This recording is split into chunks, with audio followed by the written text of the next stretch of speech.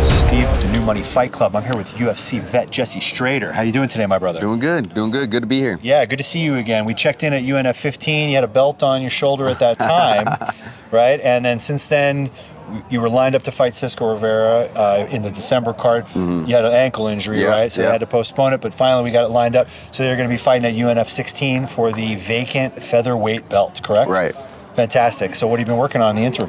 Man, just healing up and then getting back to 100%. Now that I'm 100%, just sharpening the skills back up, and just getting better, working on the mental game, working on everything. That's me, you know. It's going to probably be one of the more anticipated, hyped up fights, I think, in UNF history. You got Cisco Rivera and Jesse Strader, both UFC vets. A lot of skills they're going to be bringing, let's say. A lot of elegant violence I think they're going to be bringing to the cage.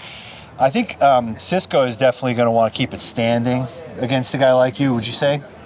Yeah, I mean, from what I've seen in his fights, he likes to stand and bang. He likes to box. So I've seen him he does throw kicks, but yeah, I definitely say he'd like to keep it standing. And are you going to try to take that away from him, take him to the ground? I mean, I know you got great wrestling skills. So. Yeah, I wouldn't. I mean, you know, one thing about me is, like, I go in and I just feel, you know, I prepare for everything, for every aspect. You know, I train everything. So I go in there and I don't necessarily try to do a certain game plan, because, you know, if that fails, then confidence goes down. So I just go in there and then I make adjustments as we have to go.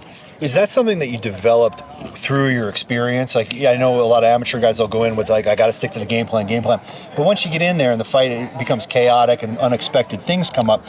Have you learned to pivot? Is that a skill that a pro would develop? Yeah, I totally think, you know, just like getting into the game early and young, I always wanted to be well-rounded. But yeah, as you're right. As you're getting into the sport and you actually do get in there and fight and feel the chaos, a fight is a fight, and it does not go how you want it to go every time, and you do have to make those adjustments. And from my experience and from what I've seen, the guys who are able to make those adjustments under that pressure and in that chaos are the guys who come out victorious and successful. So. Can you think of a story in your career when maybe something really unexpected happened? Maybe you got hurt really bad or something like that, and you made that adjustment and were victorious? Yeah, absolutely. I mean, there's been multiple times. My first fight, my pro debut, I was getting cracked with some good shots, buzzed, not out completely, but totally not feeling great, not feeling great, and I had to make some adjustments. Get my feet underneath me, move around, get some takedowns in, get back up to the feet, and I ended up winning that one by knockout. Another example is I've been buzzing a fight and regain my composure, because just telling myself, you're good, this is a fight. If I didn't get hit, I would be surprised, and ended up knocking that guy out too. Love to hear it. And tell us a little bit about your team. What school are you at right now? Yeah, so I train out of Peterson Grapplers in Valencia, California, and I train out of SoCal Fight Factory in East Palmdale, California. Man, solid schools. Peterson Grapplers. Brian Peterson's an amazing grappling coach, amazing MMA coach. I'm over there with training my kickboxing with Pete Cunningham, legend of kickboxing. And then over at SoCal Fight Factory, I got a bunch of nitty-gritty fighters out of East Palmdale.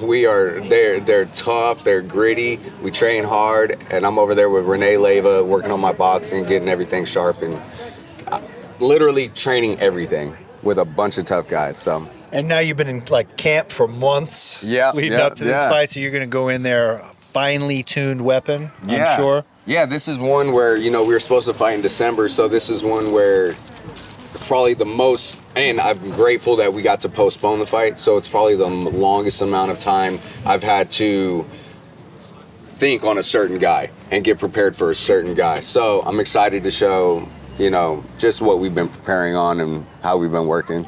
We are all very excited to see this too. This is going to be absolutely probably one of the most legendary fights in UNF history. Really, so far on all the cards for 2024 they've got lined up, this is a matchup that I am truly looking forward to seeing. Jesse Strader versus Cisco Rivera for the vacant featherweight title. Looking forward to seeing you. Thank you very much. Thanks again for the interview, brother. Absolutely. And we'll talk to you after the fight. Can't wait. And we're out.